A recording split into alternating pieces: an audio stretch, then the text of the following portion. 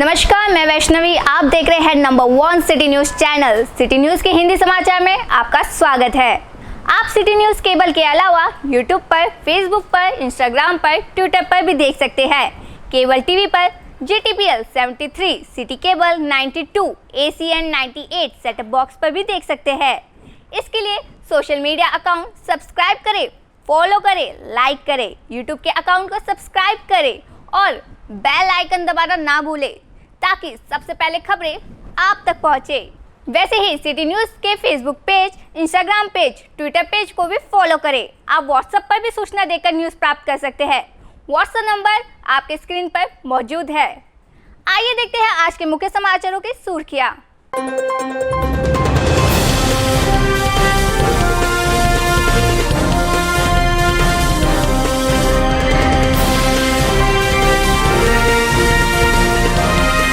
ये थी आज की मुख्य समाचारों की सुर्खियां और विस्तार से समाचार ब्रेक के बाद।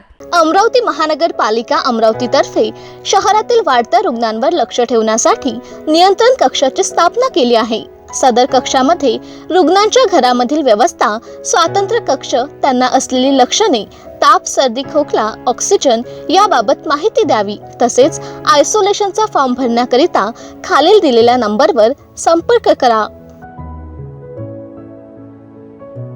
किचन गृहिणी से जुड़ा एक अटूट हिस्सा, जहां उसे मिले हर एक चीज अपनी सही जगह पर। इसलिए Amba stainless steel kitchen trolley आपको लगने वाली साइज अनुसार, आपके किचन के अनुसार, बिल्कुल आपकी इच्छा अनुसार उच्चतम क्वालिटी के किचन ट्रॉलीज मैन्युफैक्चरिंग से सीधे आप तक, यानी 100% वाजिब दाम, न देखभाल की जरूरत, न जंग लगने की परेशानी, आसानी से वॉश करने हेतु उत्कृष्ट कैरियर सिस्टम, साथ ही स्टेनलेस स्टील जीना रेलिंग, डेकोरेटिव ग्रिल एवं गेट भी हम बना कर देते हैं। Amba stainless steel kitchen trolley, Dastur Nagar चौक के पास, MIDC road, Amravati, Maharashtra. Break के बाद दर्शकों का एक बार फिर से स्वागत। सिटी न्यूज के हिंदी समाचारों की शुरुआत करते हैं। समाचारों में सबसे पहले अमरावती नगर यातायात शाखा पुलिस के ड्राइविंग सिस्टम के माध्यम से यातायात नियमों का उल्लंघन करने वाले 11,451 चालकों को सजा। अमरावती शहर में चालन प्रणाली के माध्यम से बकाया चालन का भुगतान नहीं करने वाले 11,451 वाहन चालकों को 21 से 24 सितंबर के बीच भुगतान किया जाना है, नहीं तो 24 सितंबर को कोर्ट में चालन व्यवस्था का निपटारा करना होगा। ऐसी चुनौती नगर परिवहन शाखा ने की थी। सिटी ट्रैफिक पुलिस अनिल कुरालकर ने वाहन चालकों को चुनौती दी है कि वह शहर के हर चौराहे पर चालन करे और शहर की ट्रैफिक शाखा मुख्यालय में भरकर ट्रैफिक पुलिस का सहयोग करे। कडेला ज्या ठिकाणी पार्किंगची व्यवस्था आहे त्याच ठिकाणी वाहन चालकांनी आपले 2 चाकी 4 चाकी वाहन पार्क करावे। अन्य ठिकाणी पार्क केल्यास वाहतुकीला अडथळा निर्माण होत असल्यास आम्ही ते नो पार्किंगचे त्यांच्यावर कारवाई करतो। पुलाखाली किंवा पार्किंगच्या ठिकाणी ज्या ठिकाणी सिंगल लाईन पार्किंगची व्यवस्था आहे त्या ठिकाणी जर डबल लाईनमध्ये पार्किंग केलेस आणि वाहतुकीला अडथळा निर्माण होत असल्यास आम्ही 2 चाकी वाहने हे नो पार्किंग व्हेकलद्वारे उचलून घेतो आणि 4 चाकी वाहनावर जागेवर कारवाई करतो। जर वाहन चालक वाहन रस्त्यावर सोडून निघून गेला तर त्यांच्याकडून दंड वसूल करण्याकरता त्याला जामर लावण्याची सुद्धा कारवाई करण्यात येईल।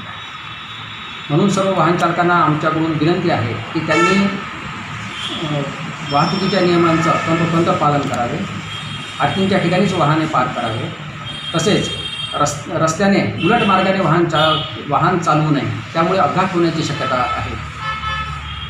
आणि सर्व वाहन चालक नियमांचं पालन करून नियमांचं पालन करतील असे अपेक्षा बाळगतो। जिला मध्यवर्ती सहकारी के 4 बैंक नवंबर को होने वाले चुनाव की चर्चा पूरे जिले में किसी न किसी वजह से हो रही है। इस चुनाव में आज से 9 उम्मीदवार अपना नामांकन पीछे लेकर मैदान से हट गए। जिला मध्यवर्ती सहकारी बैंक चुनाव के लिए कई दिग्गजों ने नामांकन पत्र दाखिल किया है। इस चुनाव में कुल 105 नामांकनों को वैध घोषित किया गया था, जबकि विधायक राजकुमार पटेल और जयश्री देशमुख ने इनके नामांकन पत्रों पर विरोधियों द्वारा आपत्ति जताने के कारण उन्होंने जिला उप निबंधक के पास अपील दायर की थी। जिला उप निबंधक ने इन दोनों के पक्ष में निर्णय देने से इस चुनाव में कुल 107 उम्मीदवार मैदान में थे। आज दोपहर 3 बजे तक 9 उम्मीदवारों ने अपना नामांकन पीछे लेकर चुनाव से पीछे हट गए हैं। क 2 निर्वाचन क्षेत्र से दिनकर विट्ठल गायगोले और संतोष गौरजी कोले और सेवा सोसाइटी दरियापुर और क 1 निर्वाचन क्षेत्र से अभय अरुण गावंडे और सेवा सोसाइटी तिवासा निर्वाचन क्षेत्र से पूजा संदीप आमले ब 3 विजा भव सेफ वासुदेव बाबूराव सूर्य से ब 4 महिला आरक्षित निर्वाचन क्षेत्र से प्रिया तुषार निकम क 1 निर्वाचन क्षेत्र से विद्याधर मधुकर मेटकर क 1 निर्वाचन क्षेत्र से सुरेंद्र पाटिल चुनावी जंग के मैदान से पीछे हटे। कल नामांकन पीछे लेने के लिए आखिरी दिन है। सबकी निगाहें अब इस पर टिकी है कि कल कौन कौन से उम्मीदवार चुनावी मैदान से पीछे हटेंगे। लावारिस जानवरों से सारी अमरावती नगरी परेशान है। कहने को तो महानगर पालिका लावारिस जानवरों के लिए संपूर्ण विभाग खोल बैठी है, उस पर लाखों रुपए खर्च कर रही है, लेकिन फलश्रुति कुछ नहीं। आम जनता की मांग है इन लावारिस जानवरों को स्थायी प्रबंध किया जाए तथा उन्हें इस समस्या से निजात दिलाया जाए। शहर में बीच रास्तों पर बैठे जुगाली करते जानवर हमारी नगरी की शान बन बैठे हैं और गली मोहल्लों में कुत्तों का राज है। चलती गाड़ी पर और राहगीरों पर झपट पड़ते हैं और उन्हें काट खाते हैं ये कुत्ते और भुक्तभोगी को दवाखानों के चक्कर लगाने पड़ते हैं। मी सुधाकर अच्युतराव कोफे, भाजी बाजार अमरावती। मी मंदिराच्या दरवाजामध्ये पायरीवर बसलो असताना मोकाट जनावरांनी इथे धुमाकूळ घालून माझ्या अंगावर आले आणि मला माझ्या पासळीला मार लागून घुबराला लागलेला आहे। तरी महानगरपालिका यांनी मोकाट जनावरांचा बंदोबस्त करावा ही कळकळीची विनंती। नागरिकांच्या ज्या भागामधून तक्रारी प्राप्त झालेल्या आहेत त्या भागामध्ये प्रत्यक्ष पशु वैद्यकीय अधिकाऱ्याच्या माध्यमातून एक टीम गठीत केलेली आहे आणि ती टीम प्रत्यक्ष त्या स्थळावर जाऊन मोकाट जनावर आहे ते पकडण्याचं अभियान सुरू आहे। पूछिए मुझे क्या? हाँ, पूछिए आपको क्या पूछना? आदरणीय बोलते साहब, अमरावती शहर फिलहाल मोकाट जानवरों के कारण त्रस्त है। जानवर सड़क के बीच में बैठे रहते हैं, जुगाली करते रहते हैं, लोगों को मारते हैं और ट्रैफिक को भी, राहदारी को भी अड़चन करते हैं। इस संबंध में आपका विभाग क्या काम करता है, इसकी जानकारी दीजिए। अमरावती महानगरपालिकेमार्फत मी सर्वप्रथम अमरावतीतल्या सर्व पशुपालकांना माननीय आयुक्त यांच्यामार्फत आवाहन करतो की ते जी पशु व्यवसाय करतात तो त्यांनी अधिकृतपणे करावा। आपली जनावरे शहराच्या मध्यरस्त्यांवर सोडू नये। अशा पद्धतीची मोकाट जनावरे ज्यावेळेस रस्त्यावर येतात तर विभागामार्फत त्यांना पकडण्यात येतं, गोरक्षण संस्थांमध्ये बंदिस्त करण्यात येतं, त्यांच्यावर दंड आकारण्यात येतो आणि ती जनावरे सोडली नाही तर त्यांना गोरक्षणला दान करण्यात येतं। परंतु सर्व नागरिकांनी अशा पद्धतीने जनावरे रस्त्यावर वगैरे सोडली नाही तर आपोआपच अमरावती शहर स्वतःहून सुंदर राहील आणि जनावरांपासून होणारे उपद्रव कमी होतील। त्यामुळे सर्व नागरिकांनी आपली जनावरे अधिकृतपणे लायसन्स काढून पाळावी। त्यामुळे इतर नागरिकांना त्रास होईल असे कुठलेही वर्तन करू नये, अन्यथा महानगरपालिकेमार्फत त्यांच्यावर दंडात्मक व फौजदारीची कारवाई होईल। मेलघाट के धानी तालुका में एक 22 वर्षीय व्यक्ति की डेंगू रिपोर्ट पॉजिटिव आने के बाद अस्पताल में इलाज के दौरान उसकी दुखद मौत की खबर पूरे तालुका में फैल गई है। प्राप्त जानकारी के अनुसार मुख्यालय से 14 किलोमीटर दूर चिकलदरा निवासी 21 वर्षीय संतोष रामलाल बेतेकर की तबियत खराब होने पर धानी के एक अस्पताल में भर्ती कराया गया, क्योंकि उनकी डेंगू रिपोर्ट पॉजिटिव आने के बाद उनके प्लेटलेट्स में भारी गिरावट आई थी। बाद में उन्हें सुपर स्पेशलिस्ट अस्पताल में भर्ती कराया गया, जहां उन्होंने दम तोड़ दिया और दुर्भाग्य से उनकी मृत्यु हो गई। मेलघाट में कभी कभार डेंगू से मौत हो जाती है। गांव में गंदगी का भयानक साम्राज्य है, जिससे डेंगू के मरीजों की संख्या में भारी इजाफा हुआ है। पिछले 1 महीने से धानी उप जिला अस्पताल में डेंगू, वायरल फीवर और मलेरिया के मरीजों की भरमार है। जिला संक्रामक रोग निवारण विभाग को इस स्थिति को गंभीरता से लेते हुए तत्काल कार्रवाई करने की जरूरत है। धानी से शकील अहमद, प्रतिनिधि सिटी न्यूज। मेलघाट धानी के तहसीलदार अतुल पटोले के खामगांव में हुआ तबादला। वहीं आज उनको बड़ी संख्या में नागरिकों ने उज्जवल भविष्य की दी शुभकामनाएं। कोरोना महामारी के दौरान शहर से लेकर ग्रामीण में विशेष दौरा कर नागरिकों के हालचाल जाने, शासन के दिशा निर्देश का मेलघाट में नियमों का पालन हो, इस पर भी ध्यान दिया गया। शासन आपके द्वारा योजना पर भी विशेष अमल किया गया, जिसमें प्रशासन ने ग्रामों में पहुंचकर शासन की योजनाओं को ग्रामीण तक पहुंचने का प्रयास किया गया। शासन की महत्वाकांक्षी अनाज योजना को गौर गरीब तक अंत्योदय सीधा पत्रिका के माध्यम से प्राप्त हो, इसके लिए ग्राम स्तर पर चावड़ी बिठाकर अंत्योदय परिवार का चयन कर उनकी योजना का लाभार्थी बनाना, इस पर जल्द ही अमल किए जाने की तैयारी के बीच धानी तहसीलदार अतुल पटोले का खामगांव में तबादला हो गया। वहीं आज उनको बड़ी संख्या में नागरिकों ने पहुंचकर उज्जवल भविष्य की शुभकामनाएं दी, उनके कार्य की प्रशंसा कर उनको विदाई दी। इस पर शहर के प्रतिष्ठित नागरिकों सहित नागरिक व ग्रामीण उपस्थित थे। धानी से शकील अहमद, प्रतिनिधि सिटी न्यूज। मेलघाट से जम्मू कश्मीर तक धरनी के सुप्रसिद्ध व्यवसायी ललित जोशी और अशोक भागवत मां वैष्णो देवी दर्शन साइकिल यात्रा पर निकले, जिसे जगह जगह भक्तों ने साइकिल यात्रा पर निकले ललित जोशी और अशोक भागवत का स्वागत किया तथा मंगलमय यात्रा के लिए शुभकामनाएं दी।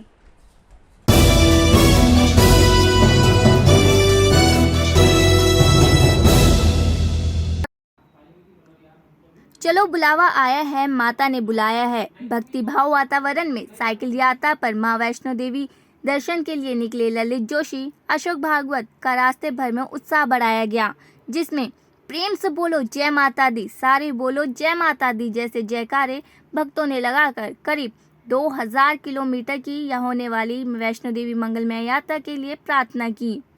अशोक भागवत, ये मेरा वैष्णो देवी का सेकंड राउंड है। यहाँ से लगभग 2000 किलोमीटर पड़ता है और रास्ते में जितने भी हमारे तीर्थ स्थान पड़ते हैं, जैसे आगरा है, मथुरा है और जो भी आते हैं, समझो पठानकोट वगैरह, जितने भी तीर्थ स्थान रहते हैं हम सभी के जगह जाते हैं, दर्शन वगैरह लेते हैं। और साइकिल चलाने की दृष्टिकोण एक ही है कि स्वास्थ्य भी अच्छा रहता है।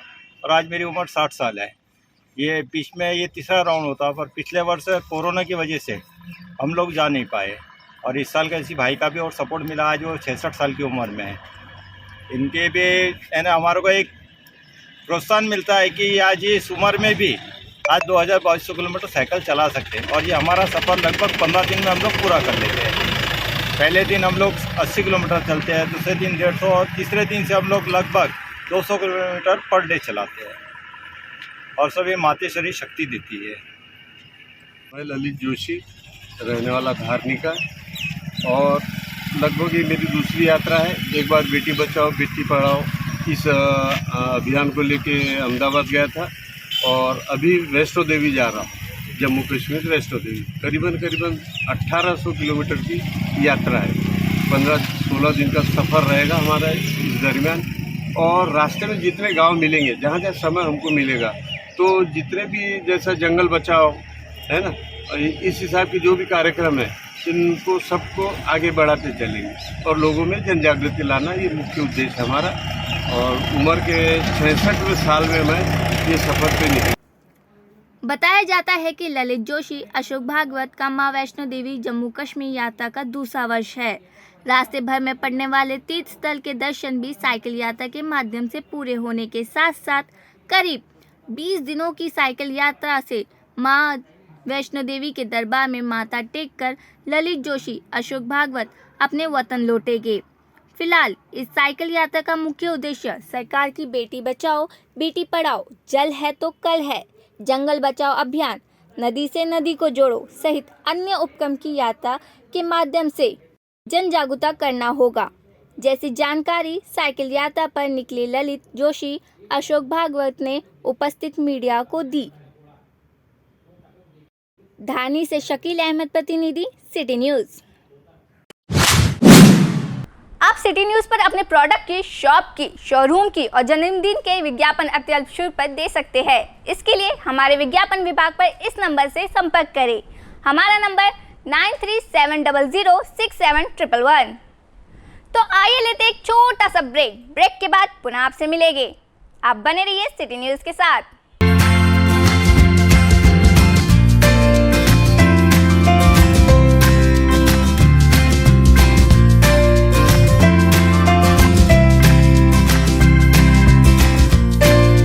संपूर्ण लग्न बस्ता आराधना जवाहर रोड अमरावती।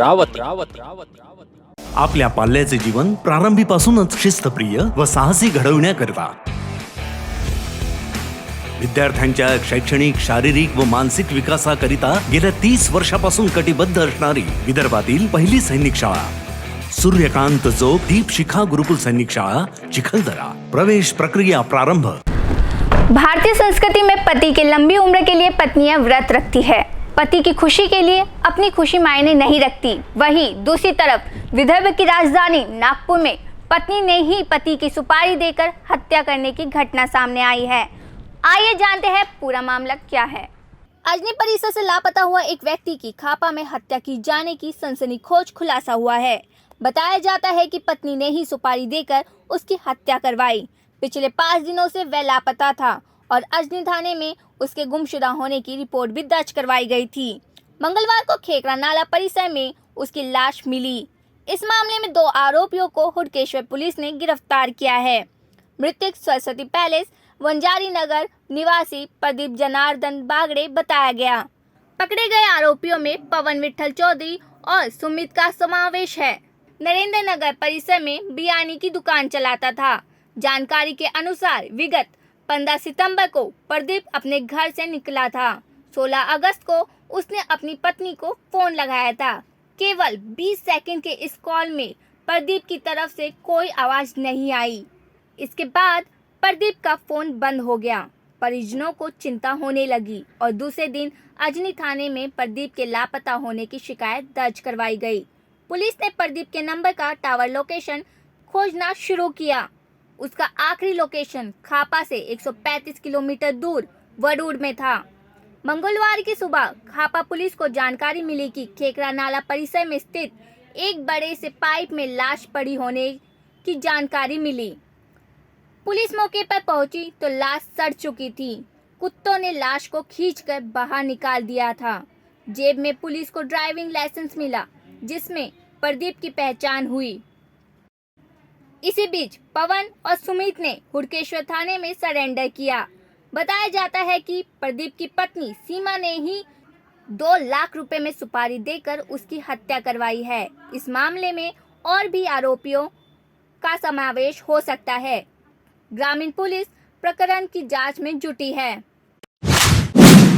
एक नजर डालते हैं अन्य महत्वपूर्ण खबरों पर। अमरावती पुलिस आयुक्तालय के अंतर्गत विभिन्न थानों में कई आरोपियों के खिलाफ विविध दफाओं के तहत मामले दर्ज किए गए थे। इन सभी आरोपियों को गिरफ्तार नहीं किया गया था। अब पुलिस महकमे द्वारा 37 आरोपियों के खिलाफ कार्रवाई कर इन्हें पुलिस ने हिरासत में लिया है। गाड़गे नगर पुलिस, फैजरपुरा पुलिस ने पुलिस आयुक्त डॉक्टर आरती सिंह के मार्गदर्शन में ये कार्रवाई की है। ये समाचार यही रोकते हैं। फिर एक बार मुख्य समाचारों की ओर।